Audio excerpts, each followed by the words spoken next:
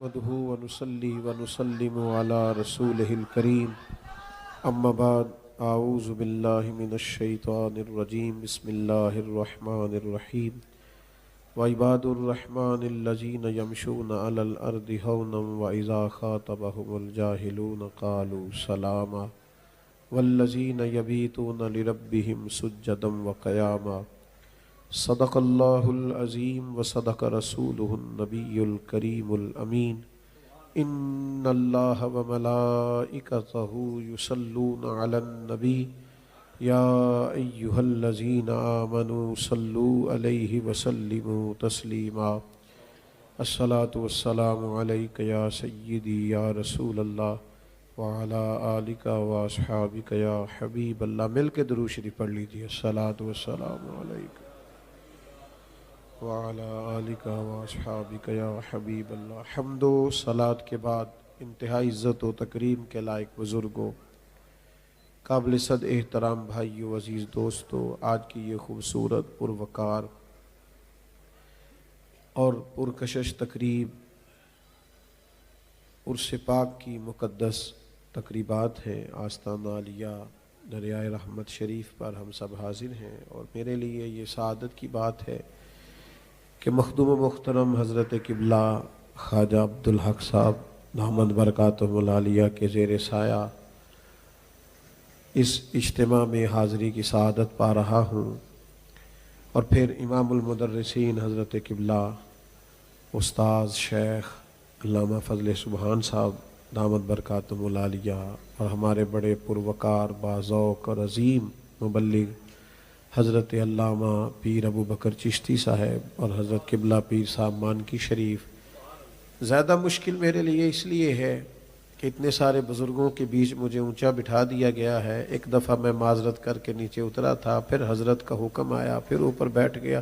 कैसा दस्तूर ज़ुबाबंदी है तेरी महफिल कि बात करने को तरसती है ज़ुबां मेरी। मुश्किल एक तालिब इल्म का तिफ़ले मकतब का इस तरह बुज़ुर्गों के बीच ऊपर बैठना थोड़ा सा नामुनासिब था। थोड़ा बोझ महसूस कर रहा हूँ तबीयत पर, लेकिन कई बार अर्ज़ के बाद हुक्म यही मिला कि आपको यहीं बैठना है। लंबी बात नहीं करूँगा, कोशिश करूँगा एक ही आंसू में कह दूँ गम दिल, तूफ़ान बेजा लाने से भी या चश्म फ़ायदा, दो अश्क ही काफ़ी हैं अगर असर करे तो। मेरे भाइयों, हम बुज़ुर्गान दीन के मुक़द्दस आरास की तकरीबात में हाज़िर होते हैं। ये वो अल्लाह वाले लोग हैं जिनको अल्लाह ताला ने इत्मीनान क़ल्बी, यकीन कामिल, क़ल्ब सलीम और एक बेहतरीन इश्क और मोहब्बत का ज़ौक़ अता फ़रमाया है। आप दुनिया की रोशनियों में निकलें, ज़माने को देखें, कुमकुमों में, बिजलियों में और रोशनियों में उलझा हुआ इंसान, बड़ी गाड़ियों और बड़े बंगलों में और बड़े बड़े महल्लात में आराम करने वाले लोग अब आहिस्ता आहिस्ता अपनी बेचैनी का इजहार करने लगे। वो कहते हैं कि सोने के सारे असबाब मुहैया हैं, पर अगर नींद ही ना आए तो क्या करें। वो कहते हैं सहूलियात सारी मुयस्सर हैं, पर भूख ही न लगे तो क्या करें। लोग उलझ से गए हैं और फिर बेचैनी बढ़ती जा रही है, इज़्तिराब बढ़ता जा रहा है, ज़हनी तनाव और उलझाव बढ़ता जा रहा है। लोगों की गुफ्तगू के अंदर जो पिलपिलापन है और उनके फ़ैसलों की नाहमवारी और कुव्वत फ़ैसला का ना होना, ये काम कर लूँ कि ना करूँ, चलूँ कि ना चलूँ, ये ठीक है कि नहीं ठीक है। सुन ए तहज़ीब हाज़िर के गिरफ़्तार, ग़ुलामी से बदतर है तेरी ये बेयकीनी। बेयकीन आदमी, उलझा हुआ आदमी, कमज़ोर आदमी क्या करे। तो अल्लाह का कुरान कहता है कुछ बंदे ऐसे भी हैं जो बड़े ही वज़ादार हैं, जिनकी तबीयतों में बला का ठहराव है, इंतहा की आजिज़ी है। ये याद रखिएगा। यहाँ उस्ताद बैठे हैं, मैं क्या बात करूँगा। हमारे असातिज़ा जब हमें पढ़ाते हैं ना मदारस में, तो वो इबारत पर इतराज़ भी खुद कायम करते हैं और फिर उसका जवाब भी खुद ही देते। क्यों? इसलिए कि कल को अगर जहनों में कोई तशकीक पैदा हो सकती है, कोई शक पैदा हो सकता है, तो आज मुतमईन कर दिया जाए। जब इंसान मुतमईन होता है ना, تو پھر وہ وزادار ہو جاتا ہے، پھر اس کی طبیعت میں بہت زیادہ باتیں نہیں رہتی، ٹھہراؤ آ جاتا ہے، حلم والا ہو جاتا ہے۔ میری طرف توجہ فرمائیے گا، ادھر دیکھیے گا، وہ بردبار ہو جاتا ہے، وزاداری آ جاتی ہے۔ اللہ کی قرآن نے ارشاد فرمایا وَعِبَادُ الرَّحْمَنِ الَّذِينَ يَمْشُونَ عَلَى الْأَرْضِ هَوْنًا، فرمایا رحمان کے بندے زمین پر آہستگی سے چلتے ہیں، ان کے مزاج میں ٹھہراؤ ہوتا ہے، وزاداری ہوتی ہے، کسی قسم کا الجھاؤ نہیں۔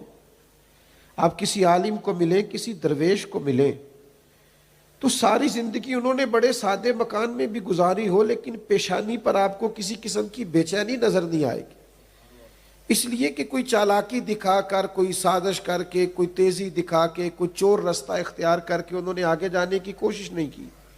جو کام ان کے ذمے لگا تھا دیانتداری سے کرنے کی کوشش کی، جو پڑھنا پڑھانا ان کی ڈیوٹی تھی اسی پہ مگن رہے۔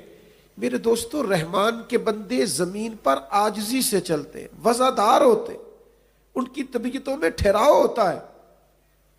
میں کیسے آپ کی خدمت میں یہ بات درد سے عرض کروں کہ میری ملت کے جوانوں کے پاس وہ ٹھہراؤ نہیں، طبیعت میں وہ سکون نہیں، وہ حوصلہ نہیں، وہ رد عمل دیتے ہیں تو بڑا جذباتی سا دیتے ہیں، وہ بات کرتے ہیں تو وہ غصے والے نظر آتے ہیں۔ یہ ذرا دیکھیے نا، نبی کریم علیہ السلام ہماری کیسی تربیت فرماتے ہیں۔ حضور فرماتے بتاؤ بھی پہلوان کون ہوتا ہے؟ تو ظاہر ہے لوگوں نے جو تعریف سن رکھی تھی عرض کر دی کہ جو دو لوگوں کے مابین مقابلہ ہو اور ایک کو بچھاڑ دے تو بچھاڑ دینے والا پہلوان ہے۔ تو اللہ کے حبیب نے فرمایا نہیں، اس حدیث کی گہرائی میں اتریے گا تو یا رسول اللہ آپ فرمائیے پہلوان کون ہوتا ہے؟ تو حضور نے فرمایا جو غصے کے وقت اپنے آپ کو کنٹرول کر لینا۔ اس کا مطلب ہے پہلوان سامنے والے کو کنٹرول کرنے والے کو نہیں کہتے، پہلوان تو اپنے آپ کو کنٹرول کرنے والے کو کہتے۔ یہی مجاہدہ نفس ہے، یہی تزکیہ نفس ہے، یہی صوفیاء کی تعلیمات ہے کہ تیرا ذرا اپنے اوپر کنٹرول ہو۔ یہ کیا بات ہوئی کہ جو تیرے منہ میں آیا تو نے کہہ دیا؟ یہ کیا بات ہوئی کہ جو تیری طبیعت نے چاہا تو نے بول دیا؟ تیرے لفظوں پر پابندی ہو، تیرے جملوں پر تیرا کنٹرول ہو، تو جو کہے وہ ذرا سوچ کر کہے تیری طبیعت کے اندر۔ اور پھر رد عمل بڑی جلدی دیتے ہیں، کسی نے آ کے کہہ دیا فلانا تیرے خلاف باتیں کر رہا تھا، ہم بگڑ جاتے ہیں۔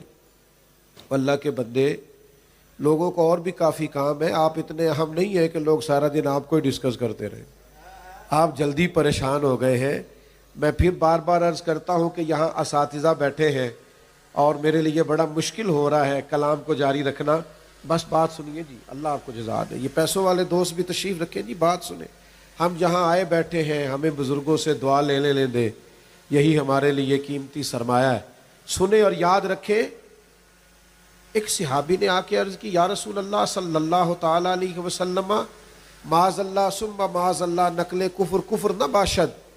حضور وہ کافر تو آپ کا نام بگاڑ کے لینے لگے۔ وہ کہتے ہیں اگر ہم محمد ہی مان جائیں تو محمد تو اس کو کہتے ہیں جس کی بار بار تعریف کی جائے، تو وہ تو آپ کا نام بگاڑ کے نہیں لگے ہیں۔ وہ کہتے ہیں کہ اگر ہم یہ لفظ مان گئے تو پھر ہم معاذ اللہ ثم معاذ اللہ کیسے برا بھلا کہیں گے؟ حضور وہ تو کوئی اور نام بگاڑ کے برا بھلا کہتے ہیں۔ تو محبوب نے کیا فرمایا؟ فرمایا یشتمیون مزمما ویلعنون مزمما وانا محمد۔ فرمایا وہ کسی مزمم کو گالیاں دیتے ہوں گے، وہ کسی مزمم کو برا بھلا کہتے ہوں گے، مجھے تو اللہ نے محمد بنا کے بھیجا ہے۔ آپ ذرا سی بات پہ الجھ جاتے ہیں، ذرا سی بات پہ اپنی وزاداری۔ اور بھئی آپ کے اندر ٹھہراؤ ہونا چاہیے، ذرا اطمینان ہونا چاہیے، ذرا سکون ہونا چاہیے۔ آپ کی مہربانی، آپ مجھے بات کرنے دیں، آپ تو ویسے ہی بزرگ ہیں، آپ کا زیادہ احترام ہے، تشریف رکھیں۔ میرے عزیز، تھوڑا سا ٹھہراؤ، اور پھر دنیا آئے گی الجھانے کے لیے، بڑے لوگ الجھانے آئیں گے، علماء کریں گے بحث، کبھی احقاق حق کے لیے بحث کرنی ہوئی تو علماء کریں گے، لیکن اپنی ذات کے لیے بحث کرنا، اپنی ذات کے لیے لوگوں سے الجھنا، تو نے مجھے یوں کیوں کہا ہے، تو نے مجھے، کسی نے حضرت حسن بصری رحمت اللہ علیہ کو پکار کے کہا ریاکار، پلٹ کے دیکھا تو آنکھوں میں چمک اور بڑھ گئی۔ کہنے لگے اہل بصرہ تو میرا یہ نام بھول ہی گئے تھے، اچھا کیا یاد کرا دیا۔ وہ پیروں میں آ کے بیٹھ گیا، بھائی ہم تو دشمن کو بھی پاکیزہ سزا دیتے ہیں، وہ دشمن میں قدموں میں آ کے بیٹھ، اتنی جلدی الجھ جاتے ہو؟ اپنی ذات کے لیے الجھنا چھوڑ دو، طرح طرح کی ابحاث چھوڑ دو۔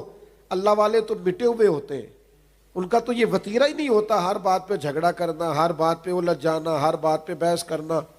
ناراض نہ ہونا، پیر خانے آ کے بھی اگلی سیٹیں تلاش کرنا، مخدوم کے حضور حاضر ہو کے بھی پروٹوکول ڈھونڈتے پھرنا، جہاں مٹ جانے کا حکم ہے وہاں بھی کہنا صاحب میرا پتہ چل جائے، ذات کے لیے جھگڑے چھوڑ دو۔ وَإِذَا خَاطَبَهُمُ الْجَاهِلُونَ قَالُوا سَلَامًا۔ اللہ کے بندوں کی شان یہ ہے کہ جاہل جب ان سے گفتگو کرے تو وہ سلام کر کے گزر جاتے ہیں، جاہلوں سے الجھنا۔ اچھا چلو سنو، ایک فقیر نے لکھا ہے گدے اور گھوڑے کی بحث ہو گئی تھی، گدے اور گھوڑے کی۔ گھوڑا کہتا تھا آسمان کا رنگ نیلا ہے تو گدھا کہتا تھا کالا ہے۔ دیر تک بحث ہوتی رہی، مقدمہ چلا گیا شیر کی عدالت میں۔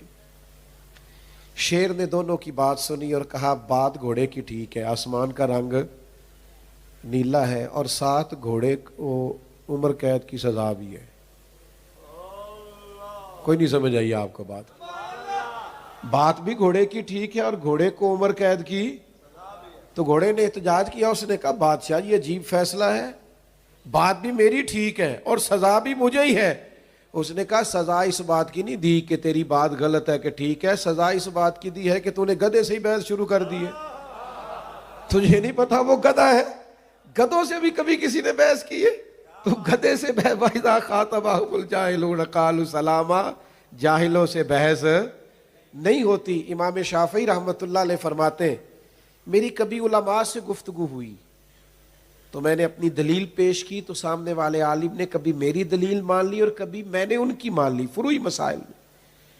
کبھی میری بات کو انہوں نے تسلیم کر لیا اور کبھی ان کی بات کو میں نے، یعنی علماء سے جب بحث ہوئی تو کبھی میں جیت گیا کبھی سامنے والا۔ لیکن فرماتے ہیں جاہلوں سے جب بھی بحث ہوئی ہے جاہل ہی جیتے ہیں، ہم جاہلوں سے جیت سکتے ہیں۔ ایک آدمی جاہل ہے، آپ اس سے بحث چلے، اب بزرگ بیٹھے ہیں اور بعض لوگوں سے مل کے بڑی خوشی ہوتی ہے، تسلی ہوتی ہے، ڈھارس ہوتی ہے۔